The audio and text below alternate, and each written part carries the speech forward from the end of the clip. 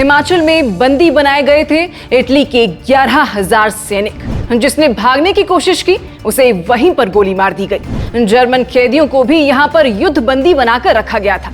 बाद में पाकिस्तान ने भी करना चाहा था इस जगह पर हमला। धौलाधार की तलहटी में बसा छोटा सा शांत पर इतिहास के गर्भ में गूंजता हुआ एक कस्बा योल। आज भले ही ये जगह धर्मशाला के पास का एक सामान्य कैंटोनमेंट टाउन लगती हो, लेकिन कभी यहाँ युद्ध की गूंज सुनाई देती थी। गोलियों की आवाज, विदेशी सैनिकों के कदमों की धूप और पहाड़ों में बंद एक पूरी सेना की सांसें। कहते हैं इस धरती ने सिर्फ अपने देवताओं की ही नहीं बल्कि दुनिया के 2 सबसे बड़े युद्धों की कहानियों को भी अपनी गोद में सहेज रखा है। योल यानी यंग ऑफिसर्स लिविंग। ये नाम अंग्रेजों ने 1849 में दिया था। ब्रिटिश शासन ने यहाँ अपने युवा अफसरों के लिए रेस्ट कैंप बनाया था। लेकिन इस कैंप का असली इतिहास शुरू होता है जब दुनिया दूसरी बार जल रही थी, वर्ल्ड वॉर 2 में। लेकिन योल का अतीत इससे भी पुराना है। एक समय ये मुजेटा गांव कहलाता था, जहां मुंच नाम की घास उगती थी, जिससे यहाँ के लोग कुर्सियां और टोकरियां बनाया करते थे। उन्हीं बंजर खेतों पर 1921 से लेकर 1922 के आसपास अंग्रेजों ने एक रेस्ट कैंप बनाया और कुछ सालों बाद वही कैंप बन गया युद्ध बंदियों का ठिकाना। सन 1941 ब्रिटिश साम्राज्य की सेनाओं ने उत्तरी अफ्रीका में इटली के सैनिकों को पराजित किया। हजारों इटालियन जवान बंदी बनाए गए। उनमें डॉक्टर, इंजीनियर, लेखक और सैनिक सभी थे। ब्रिटिशों ने तय किया कि उन्हें भारत भेजा जाएगा, एक ऐसी जगह जो युद्ध के मैदान से दूर हो, और तब चुना गया योल। यहाँ 4 बड़े कैंप बनाए गए। कैंप नंबर 25 से 28 तक। कुल 770 एकड़ जमीन पर फैले इन कैंपों में 11,000 से ज्यादा इटालियन सैनिक रखे गए। लकड़ी के बने बैरक, सख्त पहरेदारी और चारों तरफ पहाड़। लेकिन इसके बावजूद ये कोई अंधेरी जेल नहीं थी, बल्कि एक ऐसी जगह जहां कैदियों ने अपने कैद को भी एक संस्कृति बना दिया था। कैंप में अपनी मुद्रा चलती थी, कागजी कूपन जिनसे वे खाने, सिनेमा या जरूरी चीजें खरीद सकते थे। उनके मनोरंजन के लिए सिनेमा हॉल बनाया गया, जहां उद्योगपति श्यामलाल मैणी हर हफ्ते फिल्में दिखाया करते थे। इतावली युद्धबंदियों ने थिएटर, संगीत और स्पोर्ट्स क्लब बनाए।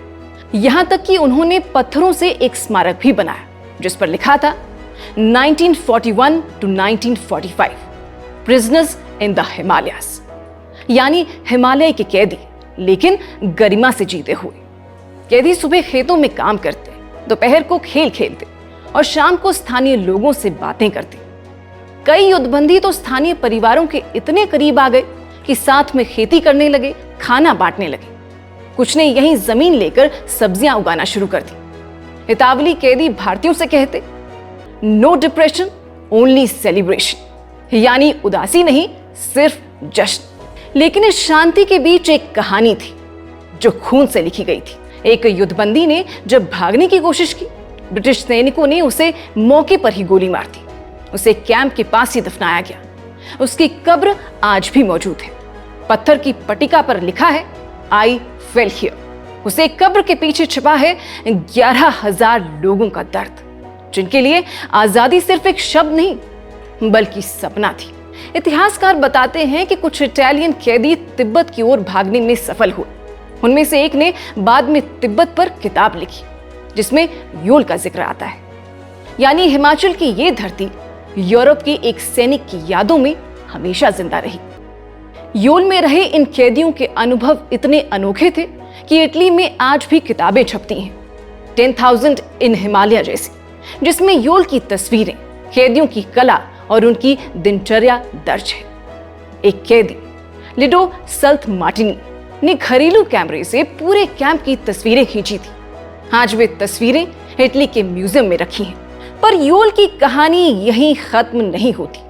1947 में जब देश आजाद हुआ तो इन्हीं बैरकों में पाकिस्तान से आए 20,000 शरणार्थी बसाए गए। वो युद्धबंदी कैंप अब शरणार्थी कैंप बन चुका था। लेकिन यहां भी एक बार फिर इतिहास ने हिंसा दिखाई।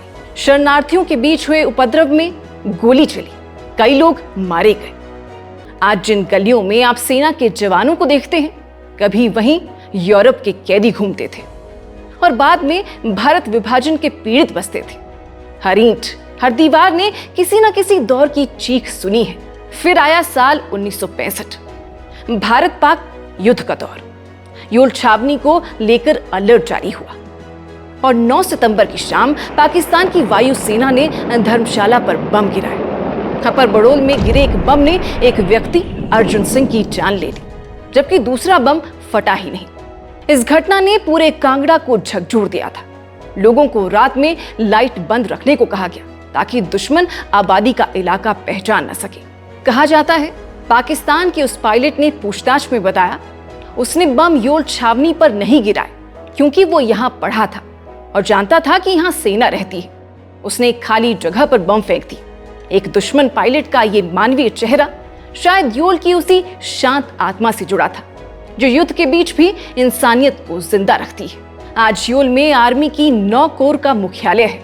यहाँ central school, army public school और सैनिकों के लिए मार्केट है। लेकिन अगर आप योल की पुरानी गलियों में जाएं, तो कुछ मकानों की दीवारों पर अब भी इतावली पत्थर दिखते हैं, वही पत्थर जिन्हें उन कैदियों ने तराशा था।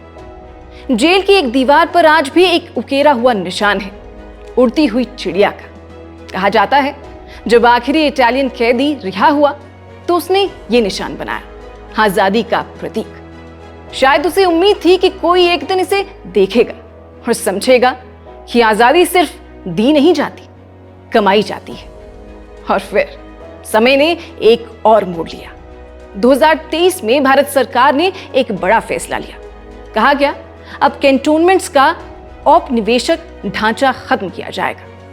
योल अब कैंटोनमेंट नहीं रहा, इसे मिलिट्री स्टेशन में बदल दिया गया और नागरिक इलाकों को नगर परिषद में मिला दिया गया। यानी अंग्रेजों की बनाई वो व्यवस्था जिसका हिस्सा योल भी था, अब आधिकारिक रूप से इतिहास बन चुकी है।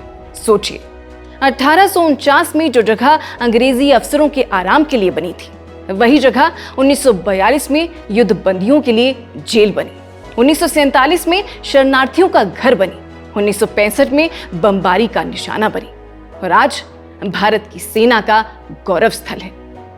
योल सिर्फ एक जगह नहीं, ये 3 पीढ़ियों की गवाही है। ये वो मिट्टी है जिसने ब्रिटिश अफसर, इतावली सैनिक, पाकिस्तानी बम और भारतीय शरणार्थी सबको देखा।